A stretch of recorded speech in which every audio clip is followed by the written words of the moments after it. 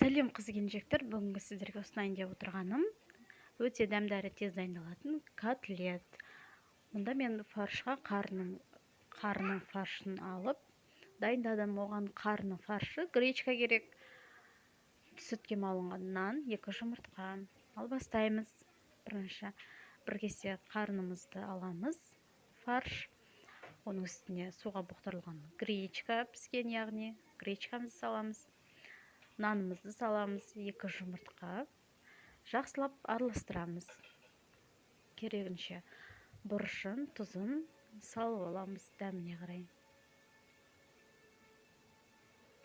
Жақсылап араластырып, әдемі формаға келтіріп, сухариға аунатып аламыз. Мінекей әдемі гигант котлеттер қызып тұрған духовкаға 15 минутқа салып аламыз. Тез әрі жылдам, әрі дәмді болады, ас болсын.